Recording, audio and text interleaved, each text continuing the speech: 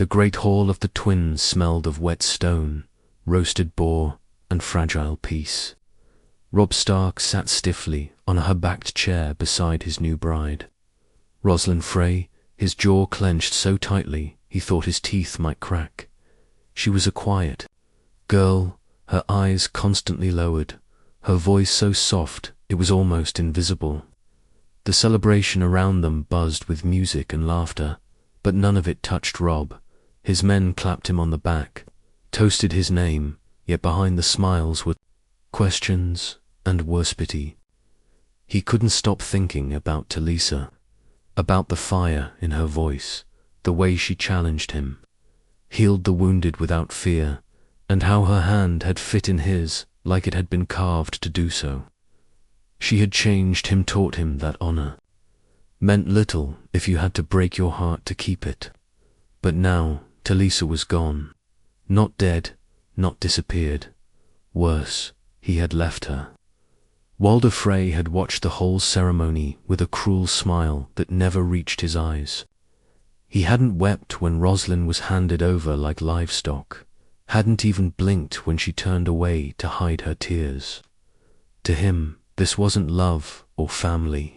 This was a transaction payback for a promise almost broken, a reminder of the power he held when everyone else saw an old man in a crumbling keep. The union had cost Robb something he couldn't explain to his bannermen. They saw political strategy, a bridge secured, Frey forces added, alliances mended. But Robb felt hollow. He had lost a part of himself that wouldn't return. He had always believed his cause was just, that he could win the war, avenge his father, and still keep something pure in the process. Now, all he had was duty. Cold, calculated duty. Catelyn had tried to comfort him that night after the wedding feast. "She's kind, Robb. She's not to blame." "I know," Robb had said, not looking at his mother. "But she's not Talisa." He hadn't seen Talisa since he told her the truth. It had been in his war tent, just 2 nights before the journey to the twins. She had stood there, strong and silent, as he stammered out his reasons. His honor, his duty, his people. She hadn't cried until he tried to hold her. "You say you're doing this for your people," she had whispered, "but you're doing it because you're afraid of the consequences. You call that honor?" He hadn't replied. Now, back in the twins, the celebration dragged on. Lothar Frey made jokes about bedding nights and loyal wives. Robb felt the weight of every eye in the room when he stood to leave with Rosalind. The silence was thicker than the air. When the doors to their chamber closed behind them, she sat on the edge of the bed, hands folded in her lap like she was waiting. "For execution, you don't have to," she began. Robb interrupted softly, "I know." The night passed in cold awkwardness. He didn't touch her. She didn't ask why. The war raged on. They left the twins a few days later, marching northward again. Lord Frey gave his full support, sending 2,000 men under his son's command. But Robb noticed something odd.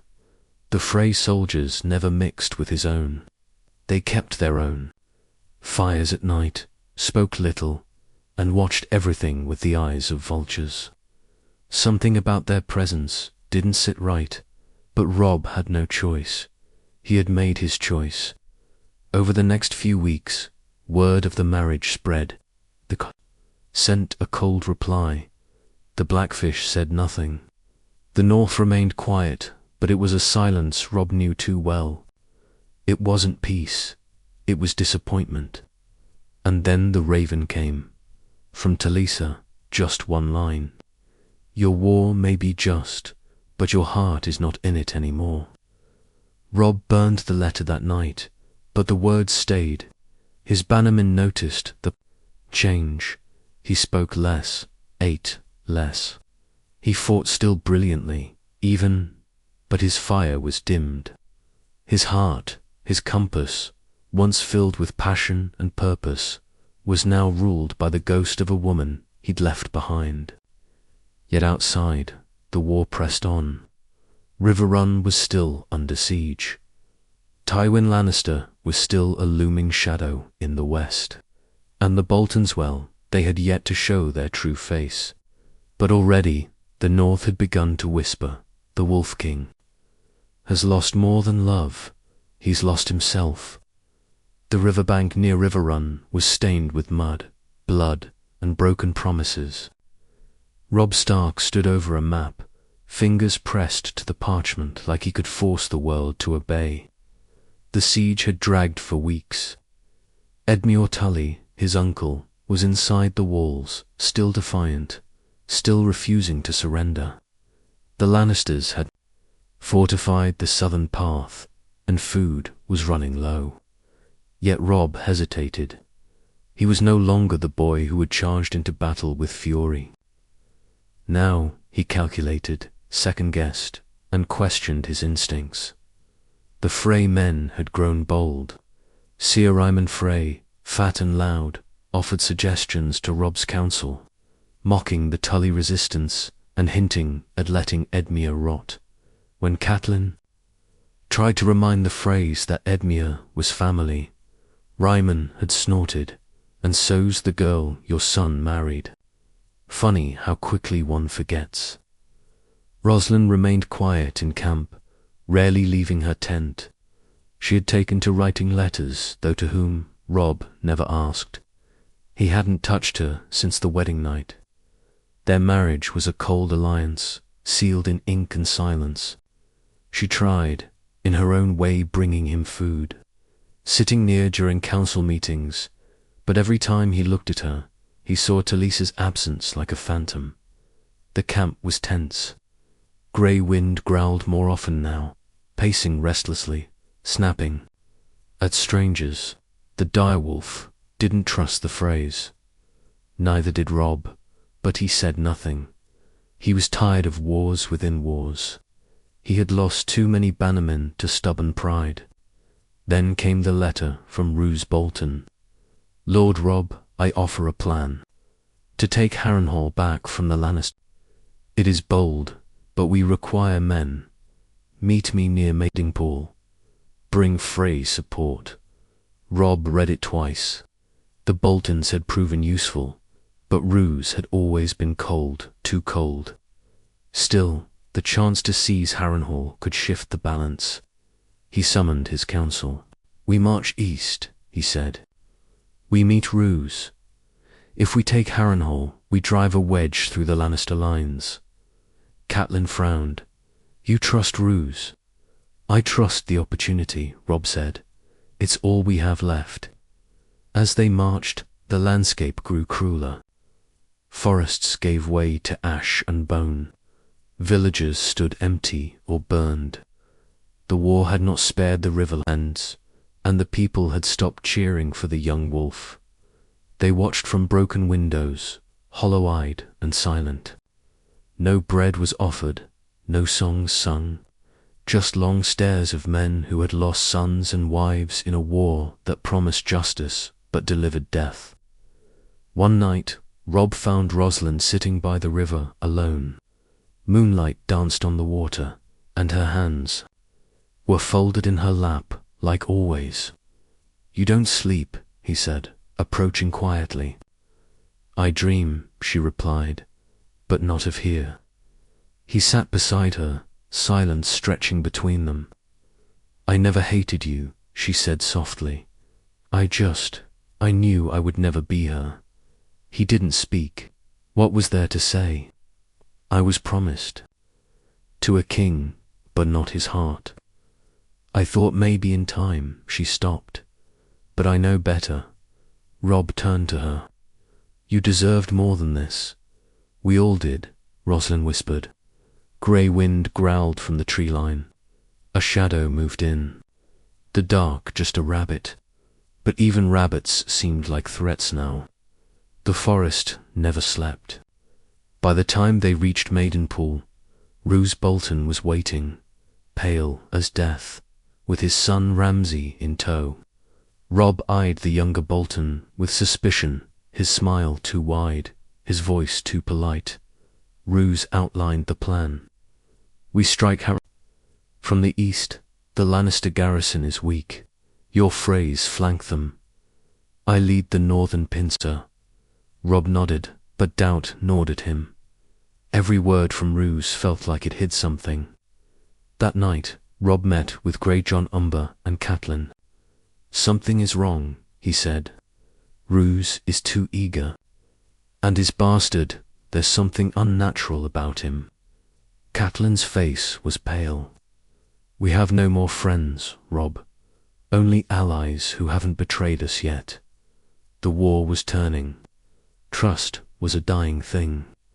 And in the dark corners of the Frey tents, letters passed between hands. Words written in secrecy. Plans whispered over wine. The red wedding had been avoided, but something darker was taking its place. Something colder. And Robb Stark was marching straight into it. The march to Harrenhal began with the stench of rot in the air and birds circling overhead like omens. Harrenhal loomed ahead, blackened stone, twisted by dragonfire centuries ago, now reeking of death and betrayal. The Frey men muttered about. Curses. Even the Bolton soldiers were unusually quiet. Robb stood before the gates, flanked by Roose, Bolton, and Ryman Frey. They had expected resistance. But Harrenhal was nearly deserted. Lannister banners burned on the ground, and a few half-starved men surrendered without a fight. Something about it didn't sit right with Robb. This was too easy, he murmured to Catelyn. Inside, the great hall was a ruined bardis, strewn like forgotten dolls. Some had been flayed. Robb recoiled. Who did this? He asked Rooses. Eyes glinted. The mountain fled. His men turned on each other, or perhaps the ghosts did it. Robb narrowed his eyes but said nothing. Bolton was always vague, always 2 steps behind the truth. Still, they took Harrenhal. For a moment, the war tilted back in Robb's favor. Ravens were sent. The North had a victory again. But the victory was hollow. Roslyn had grown pale in Harrenhal. She stayed in her chamber most days, tending to the wounded with Mester Vyman, but her eyes looked haunted. Robb passed her in the corridors often, and though they lived in the same walls, they barely spoke. Their marriage had not become hatred, but, worse, it had become nothing. Robb found himself dreaming of Talisa, her voice, her warmth. In his dreams, she touched his chest where his heart used to be and whispered, "You buried me with your crown." One evening, while walking the battlements, Robb caught sight of Ramsay Bolton dragging a girl by her arm. The girl was bruised, her dress torn. She didn't speak, her eyes were hollow. Robb descended the steps in fury. "Unhand her," he growled. Ramsay looked at him like he hadn't heard. "I said, let her go." Ramsay smirked and dropped the girl like trash. She stumbled away, vanishing into the shadows. "Forgive me, Your Grace," Ramsay said with mock politeness. "Just cleaning up." Robb's fists clenched. "One more such clean-up, and I'll send you back to the Dreadfort in a box." Roose appeared from the darkness behind them. "My son can be ... impulsive, but he is loyal." "I don't trust loyalty that walks on a leash," Robb said. Roose smiled faintly. "Then be careful whom you leash." Robb turned without replying. He'd had enough of shadows and whispers. The next night, one of Robb's scouts returned from the west with grim news. The Karstarks had abandoned their march. Lord Rickard Karstark had declared Robb a traitor to the north, a man who bends to southern rats and marries Frey. "Vermin has no claim to the Stark name," the message read. Robb's council broke into shouting. Great Jon Umber cursed the Karstarks as cowards. Catelyn urged restraint. Robb, silent at first, finally stood. "Let them leave," he said coldly. "If they will not fight beside me, they will not see my victory." But even as he spoke the words, a sick feeling twisted in his gut. The North was fracturing, and he had no son to bind it, no heir only. A marriage forged in regret and alliances made with men he did not trust. Later that night, he found Grey Wind pacing again growling at the Frey tents. The direwolf's instincts had never failed him. Robb knelt beside the beast. "What do you smell, old friend?" Grey Wind didn't answer, but his eyes told the truth. There was rot in the camp, hidden, festering, and far away in the halls. Of the twins, Walder Frey read a letter with a thin-lipped smile. It bore Roose Bolton's seal. The wedding had been kept, but revenge could still be served. The walls of Harrenhal whispered. Even in victory, Robb Stark couldn't sleep. He paced through its haunted halls, the air thick with the smell of scorched stone and old blood. Every door creaked like it remembered screams. Every shadow felt like it waited to betray. News had arrived from the south. Tywin Lannister had retreated to King's Landing. Stannis had taken Dragonstone, and the Baratheon cause was rising again. There were murmurs that Renly's ghost haunted the Reach, and that the Tyrells were growing restless. All this should have meant hope, but Robb felt none. His army was fractured Karstarks gone, the Freys unpredictable, the Boltons unreadable. His only constants were his mother and his beast. And even his mother had started to look at him like she was mourning something not yet lost. On a cold morning, as frost dusted the charred fields outside Harrenhal, Roslyn came to him. She looked pale, bundled in furs, her hands trembling. "There's something you need to know," she said quietly. Robb looked up from his maps, weary. "What is it?" She hesitated, then laid a folded piece of parchment on the table. "This was sent to my father. A raven intercepted in your camp." Robb unfolded it. His breath caught. It was from Roose Bolton to Walder Frey. "The boy is cracking. The wolf is limping. We will feast on his ruin yet." His blood turned to ice. "How did you get this?" he asked. Roslyn looked away. "My cousin Lothar intercepted it. He thought better of it. But he wouldn't risk telling you himself. There are other letters. Roose is plotting." Robb sat back, stunned. His instincts had whispered this truth for weeks. Now, here it was, laid bare. "We march at dawn," he said. "We leave Harrenhal, we ride north. But the south," Catelyn argued when he told the council. "The south is lost," Robb said. "The north remembers, and it is slipping through our fingers." The Freys balked. Ryman Frey muttered about abandoning victory, but Robb silenced him with a look that made even the drunk fool pale. As they broke camp, Robb ordered Roose Bolton summoned. The man appeared as calm as ever, his face unreadable. "I know about your raven," Robb said coldly. Roose blinked once. "A misunderstanding. My ravens often write lies." Robb's sword scraped slightly as he stepped forward. "You think I won't kill you here?" Roose smiled faintly. "I think you don't have the army to spare 1,000 good men loyal to House Bolton. But I'll go, if it pleases your grace. I'll return to the Dreadfort." He bowed mockingly, then turned and left without fear. Robb stared after him. Killing Roose now might spark a rebellion, but letting him go, "Let him run north," Greatjon said. "We'll find him again." As they rode north, winter began to show its teeth. Snow fell like ash. The men grumbled, supplies dwindled. One night, Robb sat in his tent, staring into the fire. Rosalind entered, unannounced. "I should have warned you sooner," she said.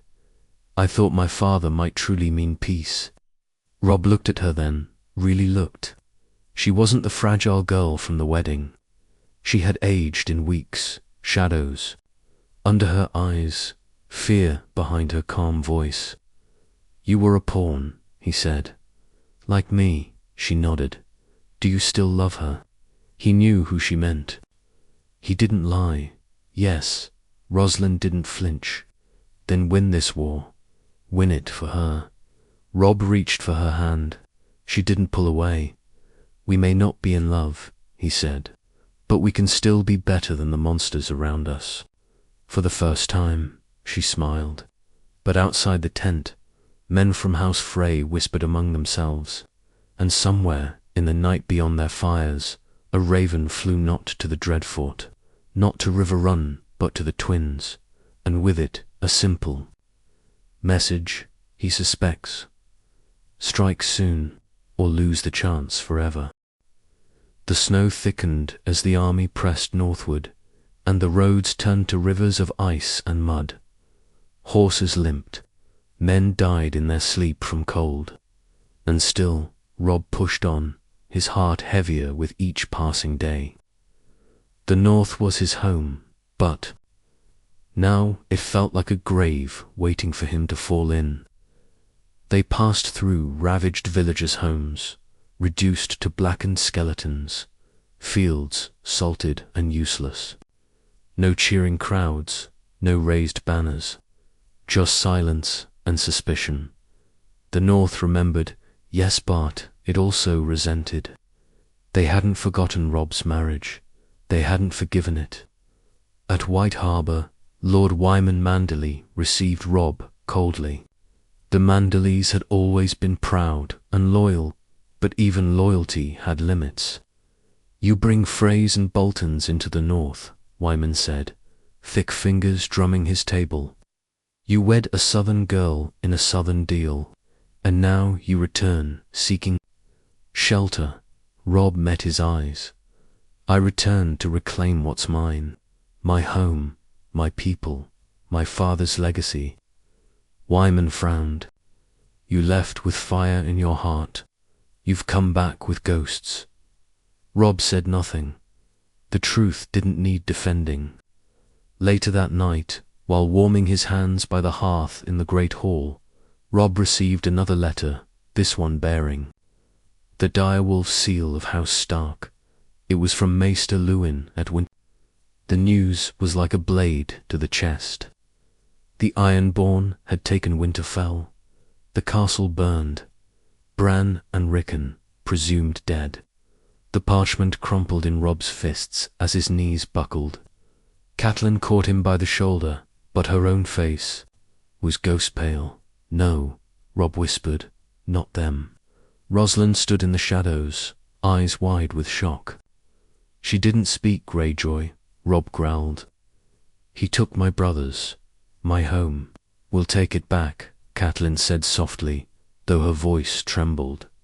"We'll take it all back." But something inside Robb cracked that night. Whatever fire still remained was now consumed by sorrow. It wasn't just the loss of home, it was the weight of failure.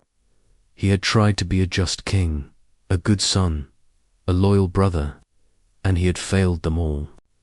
Roose Bolton's betrayal, the Karstark desertion, the cold Frey smiles, and now his little brothers. What was left?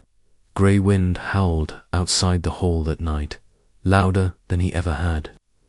Men said he paced the gates until dawn, teeth bared at every shadow. Robb didn't sleep. The next day, word arrived. Walder Frey had invited Robb to the twins once more for a grand feast, a second wedding to seal their renewed alliance. One of Frey's daughters was to marry Edmure Tully, Robb's uncle, in a gesture of good faith. Catelyn's eyes narrowed as she read the raven. He's never extended such generosity before. It's a trap, said Greatjon bluntly. But Robb shook his head. No, if Frey wanted war, he wouldn't need ceremony. And we need his men. We've lost too many allies. Then send a delegation, Catelyn said. Do not go yourself. I gave him my word, Robb replied, his voice hard. And I've broken it once already. You think this will make it right? I think it's our last chance to stop this war from destroying what little we have left. Catelyn slammed the table. They hate us, Robb. The Freys see you as a promise breaker. No feast will change that. But Robb had made his decision. He would ride to the twins, with Roslin, with his honor, and with every man who still believed. In him, before they departed, Roslin approached him. Her eyes were rimmed red. I'm afraid, she admitted. So am I, Robb said. Then let's be brave together. They left White Harbor behind, banners flying high in the snow. Robb wore his crown again, not for pride, but as a reminder of what was left to protect. Grey Wind ran ahead of the march, growling at unseen dangers. As they crossed the neck and approached the twins, the air grew colder still, not from winter, but from something deeper, something waiting, something watching, and high in the tower. Of the twins, Walder Frey watched their approach with a grin that made even his sons uneasy. Let the king come, he muttered. Let him taste the wine. I've waited long enough. The banners of House Stark fluttered solemnly in the frigid wind as Robb Stark and his host approached the twins. Snowflakes kissed the stone like silent blessings, masking the stench of blood that had yet to spill. The bridge that had once represented hope now loomed like a noose. Robb felt it in his bones. Something wasn't right. Even Grey Wind, usually wild with instinct, paced uneasily, growling low at the fortress ahead. But Robb wore his calm like armor. The letter had come. The promise had been made. Edmure Tully was to wed Roslin's cousin, and this alliance would seal the past in wine and song, as Walder Frey had so theatrically phrased it. Catelyn rode close, her lips pressed into a line. Turn back, she whispered one last time. Something is wrong. I can feel it. I know, Robb replied. They crossed the bridge. Inside the twins, the atmosphere was strangely festive. Cloaks, shed ale poured, musicians tuning strings. Walder Frey stood at the high table, flanked by sour-faced sons and too many guards for a wedding. Still, his smile was wide. King in the north, he greeted. You've returned with your little wolf pack intact. Welcome back to our humble hall. Shall we feast? Robb glanced around. Too many eyes, too much stillness behind the cheer. Edmure Tully was brought forward, and his bride unveiled. She was fair-faced, smiling nervously. Edmure's forced grin faltered as he took her hand, but he obeyed the script.